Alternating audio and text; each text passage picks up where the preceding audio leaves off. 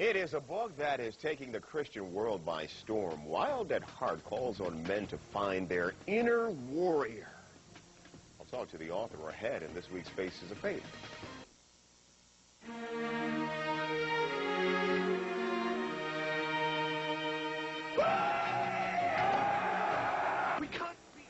While some detest the brutality of movies like Braveheart, there is a new Christian movement that finds it a great inspiration for goodness. The founder says too many American men have become too passive. And while the Bible says the meek shall inherit the earth, John Eldredge just isn't that interested. In his book, Wild at Heart, Eldredge encourages Christian men to explore their savage side and take on some more heroic characteristics to become closer to God. John joins me now to explain this thinking in our Faces of Faith segment. John, good morning to you. Yeah, good morning. Great well, let me see if I have this right here, and correct me where I'm wrong here. Masculinity, real masculinity, has become a condition to be cured. Well, men have gone soft. That's our problem. I mean, the soft, kind of John? Are you soft? Passive? Soft. Yeah. They become nice guys, right? And what little boy dreamed of growing up to become a nice guy? But all women want nice guys, don't they? Yes. Oh, no. Betty here is saying yes. Yes, they do. Although some of them kind of like the bad boys. But I think all in all, when it comes down to marrying someone, they want a nice guy. What do you think, John? What do you say to that? Okay, this is crucial. You want a man who is kind, but you want a man who's going to hang in there with you, right? Who's not going to be a pushover, who's not going to fold under pressure. And you think that's what's happening? Yeah. Yeah, guys have lost that inner strength.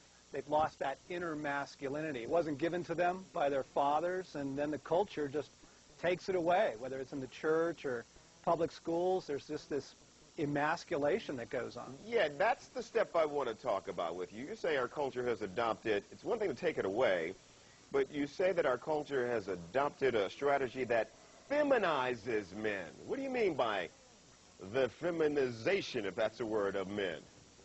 Okay, here's the deal. All right.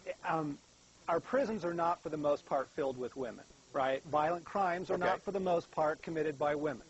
And so we've seen this dangerous side of men, and what we've concluded is you've just got to take that away. To get a man to be a good man, to get him to be a safe and a decent guy, just take all passion, all strength, take that warrior nature away. But what you end up with is a passive man. And then we wonder why there's so many fatherless children, why there's so many lonely women. You can't take the heart of a man away and then ask him to be the man. Okay, how do you propose men turn this cycle around? Yeah, it goes back to passion. It goes back to the core desires of a man's heart. Men want three things. They want a battle to fight, they want an adventure to live, and they want a beauty to rescue. That's what they're created to do. I mean, you look at the movies men love, look at the games little boys play. That's what a guy is wired for. And he's got to get that back. He's got to hook up to those passions in his heart. Okay, since most of the men who you say are falling short of this ideal, they have, well, a lot of these men are married.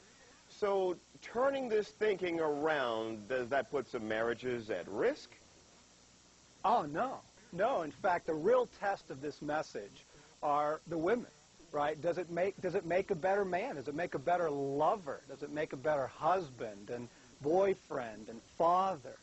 And the answer is it does. That women are responding to this inner strength, not a violence, not a domineering strength, but a true man. Isn't that what every woman wants? I mean, well, John, look at the movies women love. Well, are you promoting some, I don't know, some chest-pounding, testosterone, ego-driven myth of a man that women... Well, you know where I'm going here. No. See, those are the caricatures, right? The Rambo and the guy with the truck with the huge tires and all of that. Okay, those are cartoon pictures of men, right? Those are guys who want to try and show a real strength, but most of that, frankly, is born out of fear. I mean, I'm talking about a genuine strength that allows a man to be kind when he needs to be kind, but to be fierce when he needs to be fierce. Hey, John. And that's the kind of guy a woman wants. One more quick question. You tell a great story. I'm wondering why you decided to ground it in scriptures, in spiritual Christian philosophies and beliefs, because that's where you get into a little bit of trouble with your critics. Yeah, just a bit. Spirituality is crucial for a man. He's got to be hooked up to a higher cause. He's got to have a bigger story than himself. So that's part of the reason. And the other part of the reason is I think the church has in large part been part of the problem. They've emasculated men. They've given us this image of, sort of gentle Jesus, meek and mild. But that is not the guy that you meet in the New Testament. It's a good read. It really is a good read. Wild at Heart is the book. John Eldredge is the author. Thanks for joining us this morning on Faces of Faith. Yeah. We appreciate it, John. You bet. Great to talk to you. We'll take a break and come back with more of CNN Sunday Morning right after this.